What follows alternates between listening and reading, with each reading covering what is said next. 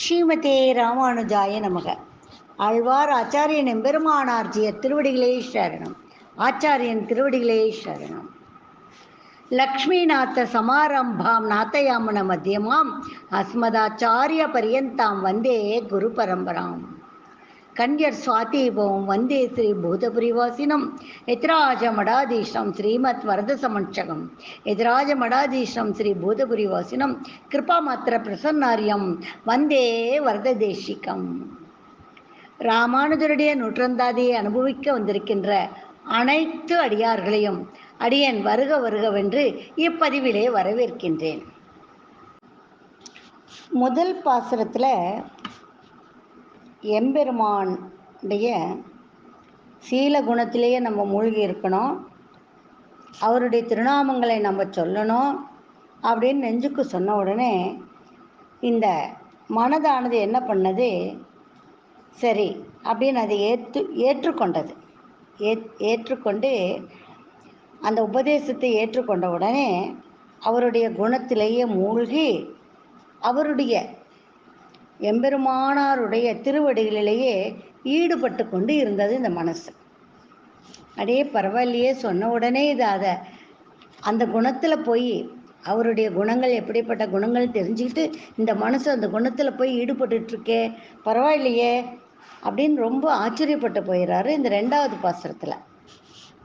அப்போது இந்த இரண்டாம் பாசுரத்தில் அந்த ஊரினுடைய சிறப்பை சொல்கிறாரு. அங்கே பள்ளி கொண்டிருக்கின்ற அந்த தென்னரங்கன் ரங்கராஜனை பற்றி சொல்கிறாரு. அந்த ரங்கராஜனுடைய திருவடிகளிலேயே இருக்கின்ற ராமானுஜனை பற்றி, ராமானுஜருடைய குணத்தை பற்றி சொல்கிறார் இந்த பாசுரத்தில். பார்க்கும்போது முதல்ல அந்த ஊரினுடைய சிறப்பு சொல்கிறாரு. கள்ளார் பொழில் தென்னரங்கன் அப்படின்னு சொல்கிறாரு. கல் என்றால் தேன், ஆறுனா நிறைந்திருக்கின்ற, பொழில் சோலை, பொழில்னா சோலைகள், மரங்களும் செடி கொடிகளும் அடர்ந்து இருக்கின்ற ஒரு பெரிய சோலை. அங்கே பள்ளி கொண்டிருப்பவன் அரங்கன், திருவரங்கன். அந்த சோலையிலே காலையிலும் மாலையிலும் மலர்கள் மலர்ந்து மனம் வீசுகின்றன. கும்முன்னு வாசம். சாயந்தர நேரத்தில் அழகான தென்றல் காற்று. சுற்றியும் ஊரை சுற்றியும் 3 பக்கமும் தண்ணீர், வடதிருக்காவேரி தென்திருக்காவேரி தண்ணீர். அதுக்கு நடுவில் ஜில்லுன்னு படுத்திருக்காரு தென்னரங்கன். குளிர்ச்சி பொருந்திய இடம். அவருடைய திருப்பாதங்களும் தாமரை மலர் போன்று இருக்கின்ற திருப்பாதங்கள். இப்படி குளிர்ச்சி பொருந்திய இடத்துல இருந்துட்டு கருணைமிக்க கண்களிலே நமக்கெல்லாம் அருள் கொடுக்கிறார். நமக்கு நம்முடைய வினை பயன்கள் நீக்குவதற்கு வா, வந்து என்னுடைய திருக்கமல பாதங்களை தொழுதால் உன்னுடைய வினைகள் நீங்கிவிடும் அப்படின்னு சொல்லிட்டு அங்கே வந்து சுற்றியும் தண்ணி, சோலை, அழகான மலர்கள் மலர்ந்து மனம் வீசுகின்றன. இப்படிப்பட்ட ஒரு ரம்யமான சூழ்நிலையில் இருக்கின்ற அரங்கன் குளிர்ச்சி பொருந்திய கண்களினால் நம்மளையெல்லாம் அழைத்து வா, வந்து என்னுடைய திருவடிகளை தொழு, நீ உன்னுடைய இந்த ஜென்மம் உனக்கு ஈடேறும் அப்படின்னு சொல்லி கூப்பிட்றாரு. அப்படி கூப்பிடும்போது அந்த கமல பதங்கள், தாமரை மலர் போன்ற இந்த பதங்களை நெஞ்சில் கொள்ளா மனுஷரை நீங்கி, அதை மனசுலையே வச்சுக்கல. அவங்கள வந்து அவர் தான் அப்படி கூப்பிட்றாரு இல்லையா, நாம் போய் அவரை தொழணுங்கிற எண்ணமே இல்லாதவர்கள் இருக்காங்க. அப்படிப்பட்டவர்கள் இருக்கின்ற அந்த சகவாசத்தை, அவர்களுடைய நட்பையோ அவர்களுடைய சகவாசத்தையோ விரும்பாதவர் நம் ராமானுஜர். அந்த அரங்கன் உனக்கு இவ்வளோ செஞ்சிருக்கானே, நீ வந்து அவன் பக்கத்தில் இருந்து அவனுக்கு கைங்கரியம் செஞ்சு நீ உய்வடைய வேண்டும் நினைக்கலையே, உங்ககிட்ட எனக்கு என்ன பேச்சு வேண்டி கிடக்குது அப்படின்னு சொல்லி அந்த அவருடைய திருக்கமல பாதங்களை மனசில் நினைக்காதவங்களை விட்டு இவர் நீங்கி விடுவார். கமலப்பதங்கள் நெஞ்சில் கொள்ளா மனுஷரை நீங்கி அவங்ககிட்ட இருந்து தூரமாக வந்துடுவார் நம்ம ராமானுஜர். அப்படிப்பட்ட குணத்தை உடையவர். அடுத்தது குறையல் பிரான் அடிக்கீழ் வில்லாத அன்பன். முதல் ஒரு குணம் சொல்லியாச்சு. ரெண்டாவது குணம் குறையல் பிரான் அடிக்கீழ் வில்லாத அன்பன். குறையல் பிரான் நமக்கு தெரியும் யாரு, திருமங்கை ஆழ்வார். திருக்குறையலூரிலே அவதரித்த ஒரு மகான். திவ்ய பிரபந்தத்தை நாட்டுறாரு.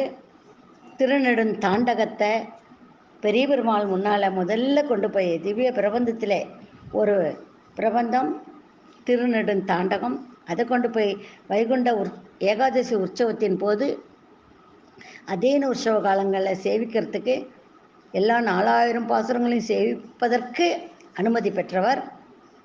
அந்த திருவரங்கத்தை சுற்றிலும் மதிலை ஏற்படுத்தியவர், உயரமான மதிலை கட்டியவர், பல திவ்ய தேசங்களுக்கு சென்றவர், பிற மதவாதிகளை வாதில் வென்றவர். இப்படிப்பட்ட திருமங்கை ஆழ்வார் பிறந்த ஊர் திருக்குறையலூர். அந்த திருமங்கை ஆழ்வாருடைய திருவடிகளையே தனக்கு உபாயமாக பற்றியிருப்பவர், அவர் மீது கொண்டிருக்கின்ற அன்பு, நீங்காத அன்பை உடையவர் ராமானுசர். திருமங்கை ஆழ்வாருடைய திருவடிகளின் மீது, அவரின் மீது நீங்காத அன்பை உடையவர் ராமானுசர். எப்போ பார்த்தாலும் ராமானுசர் திருமங்கை ஆழ்வார் அடிக்கையிலேயே எழுந்தருளி இருக்கிறார். அதாவது திருமங்கை ஆழ்வார் பிறந்த ஊர் திருவாலி திருநகரே. அந்த இடத்துக்கு போனால் இன்னும் இன்றைக்கும் திருமங்கை ஆழ்வாருடைய திருவடிகளுக்கு கீழே இவர் ராமானுஜரை ஏழை பண்ணியிருப்பாங்க. அங்கே எழுந்தருளி இருக்கிறார். இன்னைக்கு போனாலும் நம்ம சேவிக்கலாம். அவர் மீது குறையாத அன்பு, வில்லாத அன்புனா குறைவு இல்லாத அன்பை உடையவர் ராமானுசர். அப்படியே 2 குணம் பார்த்தாச்சு.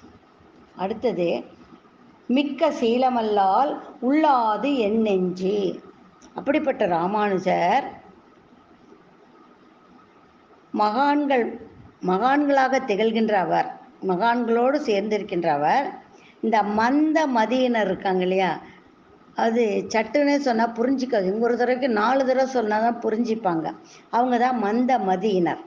அவங்களுக்கு ஒரு தடவைக்கு 2 தடவை 3 தடவை 4 தடவை சொல்ல வச்சு தீதர கலந்து பரிமாறும் குணம் சீல குணம். அவங்களுக்கு ஒரு தடவை சொன்னால் புரியலையா, சரி இன்னொரு தடவை தான் சொல்லுவோமே அப்படின்னு சொல்லிட்டு அவங்களோடு தீது இல்லாமல் கலந்து பரிமாறுகின்ற குணமே சீல குணமாகும். இந்த குணம் இதெல்லாம் பார்க்குறார். இதெல்லாம் திருவரங்கத்து அமுதனார் பார்க்குறார். இதெல்லாம் இல்லைன்னு சொல்ல முடியுமா ராமானுஜரால்? மறுக்க முடியுமா? மறுக்க முடியாதே. அதனால் அவர் மறுக்காமல் இருக்கார். இந்த பாசுரத்தையும் பார்த்துட்டு ஏற்றுக்கிறார். சரி, ரைட், ஓகே அப்படின்ட்டு. அதுக்கப்புறம் இந்த சீலமான குணத்தை தவிர நான் வேறு எதையுமே நினைக்க மாட்டேன் அப்படின்னு இந்த மனசு சொல்லுதான். இந்த மனசு சொல்லுது, இந்த ராமானுஜருடைய இந்த சீலமான குணத்தை அல்லாது வேறொன்றையும் நான் நினைக்க மாட்டேன் அப்படின்னு அந்த மனம் சொல்லுது. ஏற்கனவே அந்த மூடர்கள் முட்டாள்கள் என்ன சொன்னாலும் ஏறாதவங்க இருக்காங்க இல்லையா, அந்த புத்தி ஏறவே ஏறாது. அந்த முட்டாள்கள் விட்டு நீங்கிடுவார். ஆனால் புத்தியிலே குறைபாடு உள்ளவர்களுக்கு தன்னுடைய சீல குணத்தை காட்டுவார். 2க்குமே வித்தியாசம் இருக்கு இல்லையா? அந்த மாதிரி இருக்கின்ற ராமானுஜர், அவரைத்தான் நான் சார்ந்திருக்கிறேன், அவருடைய திருவடிகளிலே நான் ஈடுபட்டு கொண்டு இருக்கிறேன் மனசு சொல்லுது. சொன்ன உடனே இவருக்கு ஒரே ஆச்சரியமாயிடுது. யாருக்கு? நம்முடைய திருவரங்க தமதனாருக்கு. ஒன்றறியேன் எனக்குற்ற பேரியல்வே, எனக்கு வாய்ந்த இந்த பெருநிலைக்கு காரணம் என்ன? என் மனசு இப்படி இருக்கிறதுக்கு என்ன காரணம் எனக்கு தெரியலையே அப்படின்னு சொல்கிறாரு இந்த 2வது பாசுரத்தில். இப்போது இந்த இடத்துல ஒரு சிறப்பு பொருள் ஒன்று சொல்லணும்னா, குறையல் பிரான் அப்படின்னு சொல்லியிருக்காரு. குறையல் பிரான் அடிக்கில் வில்லாத அன்பன். இதுக்கு 2 விதமாக நம்ம பொருள் கொள்ளலாம், அர்த்தம் எடுத்துக்கலாம். முதல் அர்த்தம் சொல்லியாச்சு, திருமங்கை ஆழ்வாரன் அடிக்கையிலே குறையாத அன்பை உடையவர்னு சொல்லியாச்சு. இன்னொன்று குறை அல் பிரான், குறையே இல்லாத பிரான் எம்பெருமான் அந்த கண்ண பரமாத்மா. குறையொன்றும் இல்லை கோவிந்தா அப்படின்னு சிறப்பிச்சு சொல்கிறோம் இல்லையா, அந்த கோவிந்தன் கண்ணனை குறிக்கும். மலையை குடையாக பிடித்தவன், பூதனை போன்ற தீய சக்திகளை அழித்தவன், பாண்டவர்களுக்காக தூது நடந்தவன். இந்த மாதிரி தன்னுடைய எளிமையான குணத்தினால குறைவற்ற செயல்களை செய்தவன். எந்த குறையும் அதில் சொல்ல முடியாது. பசுக்களையும் அந்த ஆயர்களையும் காப்பதற்காக அந்த கொடையாக எடுத்து அந்த கோவர்தன மலையை பிடிச்சான். இதில் ஏதாவது குறை சொல்ல முடியுமா? இல்லையே. பூதனை அழித்தான். தன்னை அழிக்க வந்தவர்களெல்லாம் அவர் அழிச்சான். தன்னை யார் அண்டி வந்தார்களோ அவர்களை காப்பாற்றியவன் கண்ணன். இந்த இடத்துல கண்ணனையும் குறிக்கும் அப்படின்னு சொல்லலாம். சரியா? ஆனால் அதுக்கு 2 பொருள் வரும். ஆனால் நம்ம எந்த பொருள் எடுத்துக்கிறது? கண்ண பரமாத்மாவை எடுத்துக்கிறதா, திருமங்கை ஆழ்வாரை எடுத்துக்கிறதா அப்படின்னு பார்த்தா திருமங்கை ஆழ்வாரைத்தான் நம்ம அந்த பொருளாக கொள்ள வேண்டும். ஏன் அப்படின்னு கேட்டால், முதல் பாசுரத்திலேயே அவர் சொல்லியிருக்காரு, புகழ் மலிந்த பாமண்ணு மாறன் அடி பணிந்து உய்ந்தவன், மாறனுடைய திருவடிகளை பணிந்து உய்வு பெற்றவன் அப்படின்னு சொல்லியிருக்கார் முதல் பாசுரத்தில். அந்த பாசுரத்தில் ராமானுஜருக்கு வாழ்க்கை எது அப்படின்னு கேட்டால் திருமங்கை நம்மாழ்வாருடைய திருவடிகள் தான். உலக நாட்டங்களில் எதுலேயுமே அவருக்கு ஒரு ஆசை கிடையாது. நம்மாழ்வாருக்கு எதுவுமே கிடையாது. அவர் தான் பிறந்ததுல இருந்து புளிய மரத்தடியிலே இருக்கார் இல்லையா? இந்த உலக இன்பங்களில் கொஞ்சம் கூட நாட்டமே கிடையாது. ஆனால் எம்பெருமானுடைய திருவடிகளை மட்டும்தான் அவர் அனுபவிச்சுக்கிட்டே இருக்காரு நம்மாழ்வார். அந்த எம்பெருமானார் என்ன பண்ணாரு? நம்மாழ்வாருடைய திருவடிகளையே பற்றி இருக்கிறார். நம்மாழ்வார் அரங்கனுடைய திருவடிகள், ராமானுஜர் நம்மாழ்வாருடைய திருவடிகள், அதையே பற்றி அனுபவித்துக்கிட்டே இருக்கார். ஆழ்வாருக்கும் உடையவருக்கும் ரொம்ப கால வித்தியாசம் இருக்கு. இருந்தாலும் இவர் நாதமுனிகளுக்கு ஏற்கனவே உடையவர் அவதரிக்க போகிறார்னு பௌஷ்யதாரர் விக்கிரகத்தை நம்மாழ்வார் ஏற்கனவே கொடுத்துட்டார் நாதமுனிகள் கையில். அதன்படியே அந்த திருவுள்ளப்படியே மறுபடியும் அந்த பௌஷ்யதாரராக விக்கிரகத்தை வச்சு அவர் பூஜை பண்ணிட்டு இருக்கப்பவே இப்போ ராமானுஜர் அவதரித்து வந்துட்டார். அப்போ இறைவனுடைய திருவுள்ளம் ராமானுஜர் அவதரிக்கிறார் என்றது ஏற்கனவே காட்டி கொடுத்துட்டார் நம்மாழ்வார் மூலமாக. அதனால் நம்மாழ்வாருடைய திருவடிகளையே தனக்கு உபாயமாக கொண்டிருப்பவர் நம்முடைய ராமானுஜர். அதனால தான் இவர் அந்த இறைவனுடைய குணங்களை எல்லாம், பெருமாளுடைய குணங்களை எல்லாம் கீதா பாஷ்யம் ஸ்ரீபாஷ்யம் மூலம் வெளிப்படுத்தினார் நம்ம ராமானுஜர். சரியா? முதல் பாசுரத்தில் சொல்லப்பட்டது நம்மாழ்வாருடைய புகழ் சொல்லப்பட்டது. 2வது பாசுரத்தில் திருமங்கை ஆழ்வாருடைய புகழ் சொல்லியிருக்காங்க. ஏன் திருமங்கை? எத்தனையோ ஆழ்வார்களுக்கு பெரிய ஆழ்வார்களாக இருக்கா, அவங்களெல்லாம் சொல்லாமல் ஏன் இதை சொல்கிறாங்க? இது ஏன் கொண்டு இங்கே சொன்னார் அப்படின்னு கேட்டால், முதல்ல நம்மாழ்வாரின் திருவடிகளில் இருந்த பக்தியை சொன்னார்.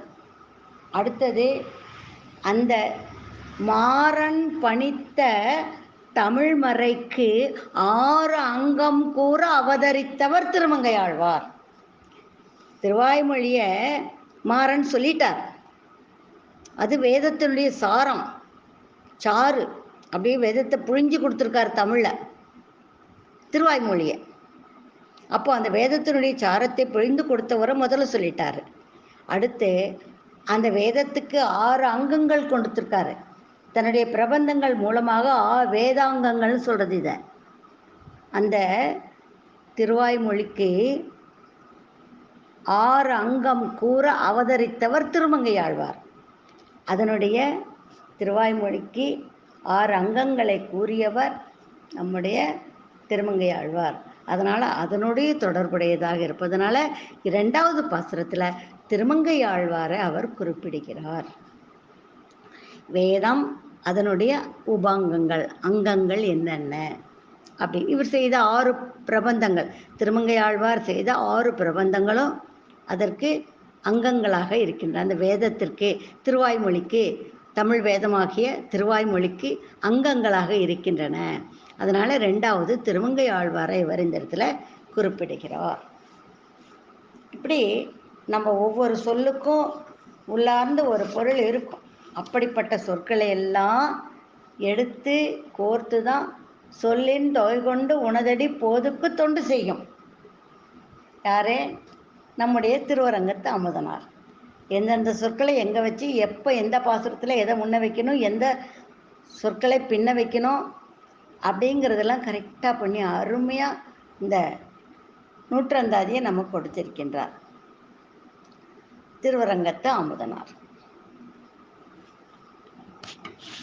அடியேன் ஸ்ரீமதி ராமானுஜாய நமக. ஆழ்வார் ஆச்சாரியன் எம்பெருமானார் திருவடிகளே சரணம். ஆச்சாரியன் திருவடிகளே சரணம். மீண்டும் மூன்றாவது பாசுரத்தை நாளை அனுபவிப்போம். அடியேன் சேலம் ஷியாமளா ராமானுஜதாசி.